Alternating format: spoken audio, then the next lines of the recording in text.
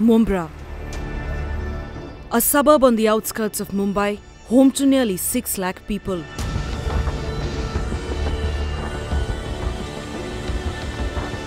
At first, there is nothing that appears striking about this place.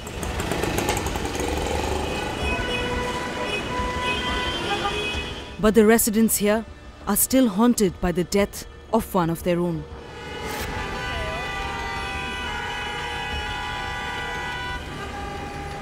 A death that happened 9 years ago. But the details of which are still fresh in the minds of the men and women here.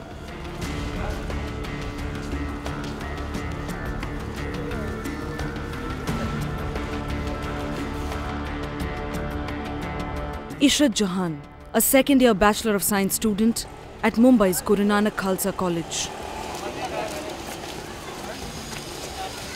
The second of her 7 siblings. Her family moved to Mumbra from Patna in Bihar and took up a place in the Rashid compound.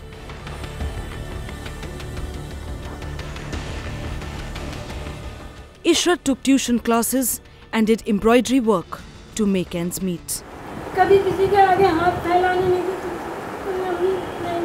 Her life revolved around her daily chores. And no one, absolutely no one in Mumbra had the slightest whiff of the things to come. This is the third house Ishrat Jahan's family has moved in the last 10 years. Only because of the stigma attached to the daughter's killing in an encounter in Ahmedabad. What the family says is that because of that encounter, their lives have changed completely.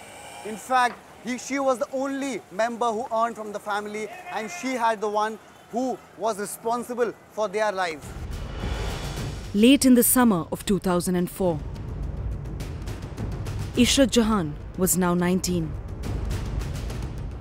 Ishrat जहाँ को असल में मैंने पढ़ाया है, वो मेरे पास 10वीं जमात में आई थी जब 10th स्टैंडर्ड में थी वो। 10th स्टैंडर्ड में बहुत एक सिंपल, एक नॉर्मल लड़की जो होती है, एक आम सी लड़की, वैसी बच्ची, बहुत साफ़ चेहरा और हमेशा हंसने वाली, हमेशा मुस्कुराते रहने वाली। कभी जो है वो किसी तकलीफ़ के बावजूद मैंने ऐसा देखा नहीं, हालांकि उसके घर के हालात उन दिनों भी बहुत ख़राब थे। तो मैंने कहा कि तुम पढ़ाते भी जाओ और उसके बाद अपनी पढ़ाई भी करो, इस तरह से जो है तुम्हारी पढ़ाई जारी रहेगी, कोई मसला नहीं रहेगा। तो यहीं पर मैंने उसको 8वीं जमात का उसको टीचर बना दिया। 8th स्टैंडर्ड के अंदर वो पहली बार पढ़ाने के लिए खड़ी हुई। She worked as a secretary for a man named Javed Sheikh and handled his accounts. They often went out of station for work, something that Ishrat's mother was not comfortable with. On June 11, 2004, Ishrat left her house. She did not inform her mother that she was headed to Nashik. Later, she made a call from a public phone booth outside Nashik bus stop. Nashik पहुंच के phone करी तो एकदम डरी डरी थी। तो मैं ऐसा क्यों डरी क्यों? मेरी अम्मी कुछ लोग हमको घूर रहे हैं।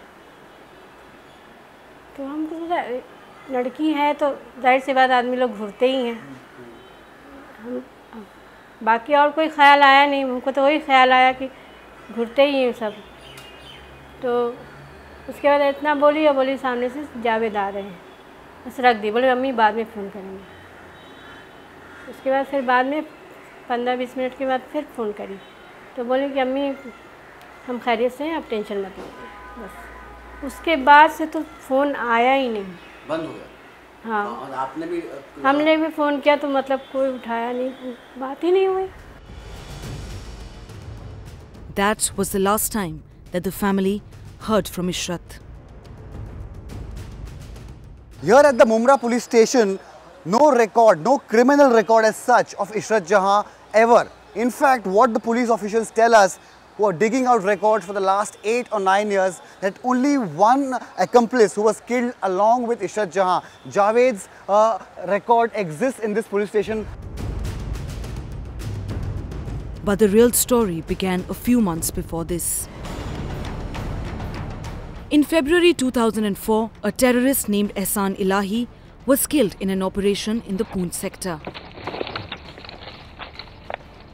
But what the police recovered from his body in a way set the tone for the encounter, the details of which, till date, remain under a cloud of ambiguity. Elahi was carrying a letter written by a man named Haji Sadiq Ahmed, a Kashmiri criminal arrested in connection with the murder of former Gujarat Home Minister Haren Pandya.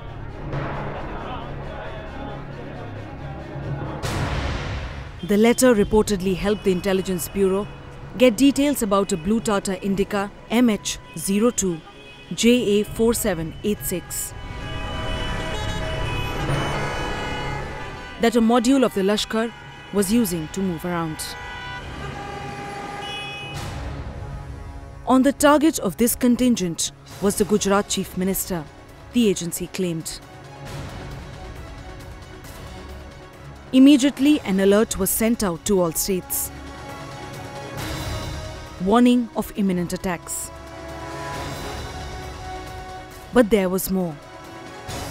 The Intelligence Bureau's Gujarat station provided the Gujarat police more detail, telling Ahmedabad's police chief there were 2 Pakistani terrorists with Punjabi accents planning an attack in coordination with a Pune resident. Now, so far as the report of the SIT, that is before the CBI came in picture, they had placed the report before the High Court, pointing out that it was a fake encounter because they had their prior custody. Though the report has not been made public, but the High Court of Gujarat Division Bench has accepted that report, and we have to go by the wisdom of the High Court. It accepted the report and thereafter had ordered the CBI investigation. Born Pranish Kumar Pillai in a small town in Kerala, Sheikh met and fell in love with Sajida Sheikh in 1986. He converted to Islam in an unsuccessful effort to overcome her family's resistance to their relationship. In September 1995, the two married and moved to Mumbai's Mumbai area. Some say Ishrat had been working as a sales girl for a new perfume store owned by Sheikh. However, there is no evidence he ran any such business. 2004 में बुला के पूरा दिन 5 बजे तक question करते रहता, तो उसमें वो प्री डिसीजन लेके रखा था कि ये आतंकवादी है और ये आतंकवादी का पिताजी है, और उनको पता नहीं था जो अखबार में जो न्यूज़ आया था उसी टाइम में भी कंफ्यूजन में था। उधर जब गया, उधर का अखबार में एक न्यूज़ आया, ये 28 तारीख को मई 28 तारीख को ये पाकिस्तान गया। उधर डेविड हेडली से मिला, 6 लाख रुपया लेके मोदी को मार डालने के लिए 6 लाख रुपया लिया, और ये वापस आया 10 तारीख को, जून 10 को। तो मैंने अखबार पढ़ा, मेरे को ऐसा महसूस हुआ कि ये एकदम झूठ है। On May 22, 2004, Sheikh paid cash for a second-hand Tata Indica. The details from here on are sketchy. According to one version, Sheikh drove his wife and children to the family home in Kerala in the car, his last visit to the state. From June 6 to June 9, the family stayed at Sajida Sheikh's family home in Ahmednagar. The hotel staff on National Highway 6 outside of Surat say Sheikh and Ishrat checked in after 2 a.m. on June 12, 2004. On June 14, their car developed mechanical trouble. And hours later, all 4 occupants of the car were dead.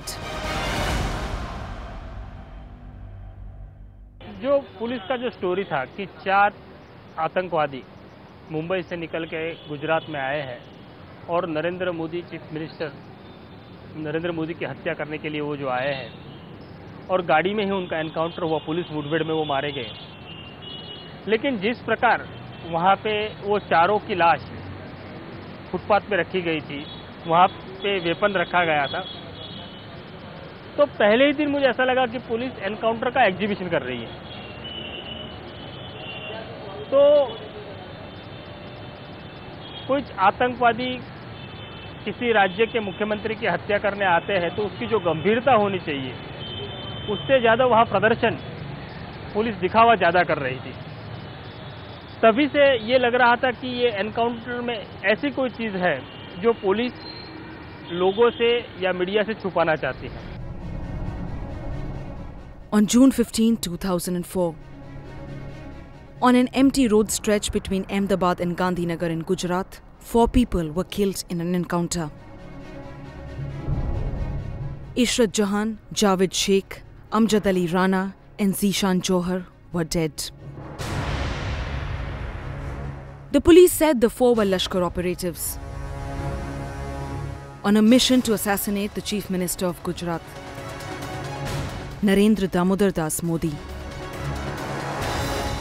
But subsequent multiple judicial inquiries in 2009 and 2011 concluded that the encounter was fake and the victims were killed in police custody.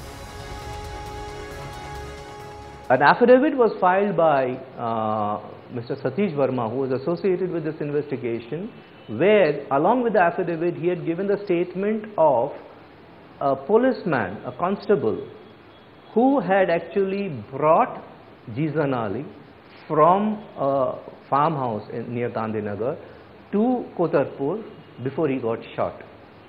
So there is a policeman who is an eyewitness to the fact that Jizan was in the custody. So there is a conclusive proof. It has been 9 years since that day, but the details of the encounter remain unclear. The arguments on both sides are ample. But who exactly is speaking the truth? Was Ishrat Jahan a suicide bomber, a terrorist, or simply an innocent target?